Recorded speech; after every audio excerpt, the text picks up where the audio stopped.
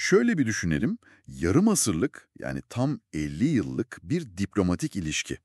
Başlıyor, stratejik bir zafer gibi görünüyor başta ama sonra zamanla işler değişiyor, hatta yazarın ifadesiyle bir ihanete dönüşüyor. Evet, evet. Bugün tam da bu konuya giriyoruz. Mehmet Emin Hazret'in Kissinger ve Çin, 50 yıllık sevgiye karşı ihanet kitabı elimizde. Henry Kissinger'ın o meşhur Çin açılımının 50 yıllık serüvenine ve tabii küresel etkilerine bakacağız. Kesinlikle.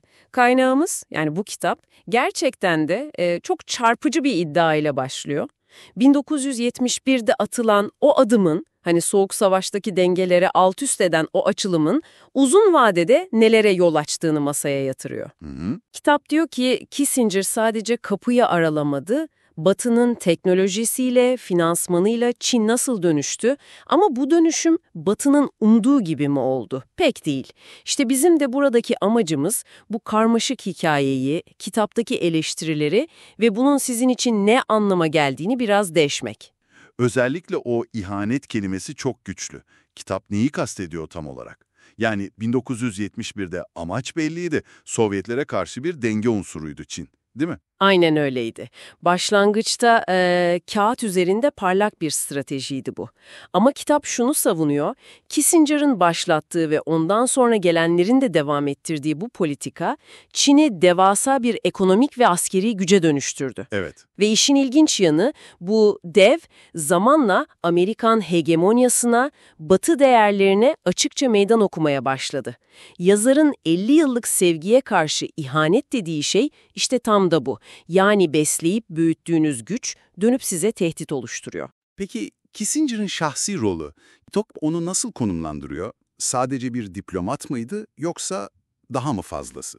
Kitaba göre çok daha fazlası, yani Batı sermayesinin, teknolojisinin, hatta yönetim bilgisinin Çin'e akmasında kilit bir rol oynamış.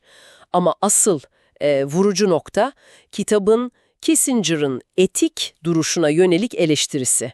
Nedir o eleştiri? Düşünün 100'den fazla kez Çin'e gitmiş. Ama insan hakları ihlalleri, özellikle de Uygurlara yönelik o baskılar konusunda kayda değer tek bir eleştirisi yok.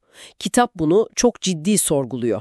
Bu gerçekten de hassas bir nokta. Hele ki yani kendisinin de 20. yüzyıldaki o büyük trajedilere, Yahudi soykırımına tanıklık etmiş biri olduğunu düşünürsek, 21. yüzyıldaki bu duruma sessiz kalması.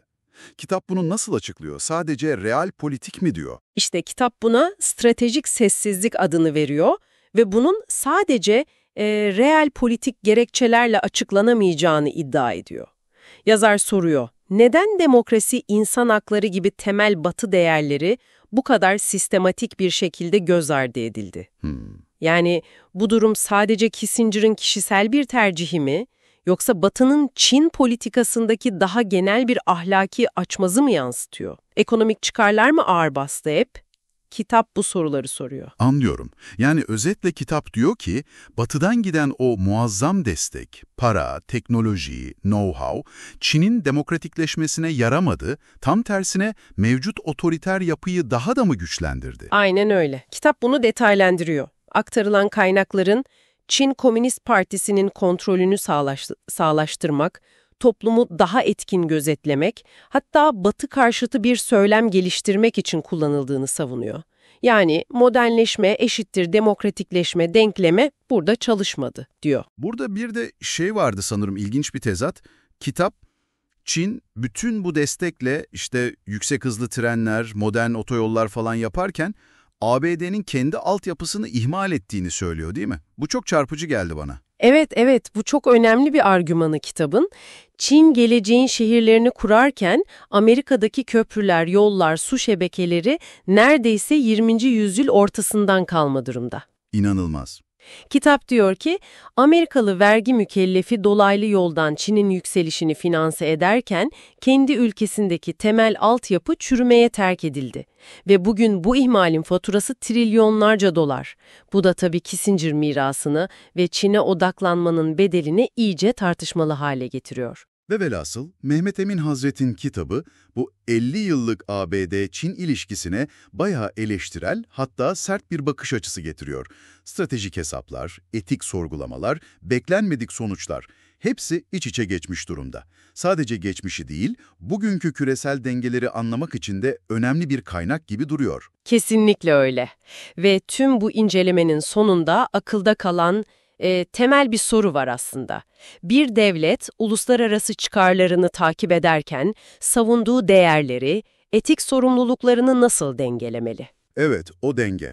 Kissinger ve Çin örneği bu dengenin ne kadar hassas olduğunu, alınan kararların ne kadar uzun vadeli ve bazen de acı sonuçlar doğurabileceğini gösteriyor. Üzerine epeyce düşünmeye değer bir soru, değil mi? Kesinlikle. Eğer siz de bu konuyu daha derinlemesine okumak isterseniz, bahsettiğimiz kitap Kissinger ve Çin, 50 yıllık sevgiye karşı ihanet, Amazon Kindle ve Google Play'de mevcut. İngilizce, Türkçe ve Çince olarak bulabilirsiniz.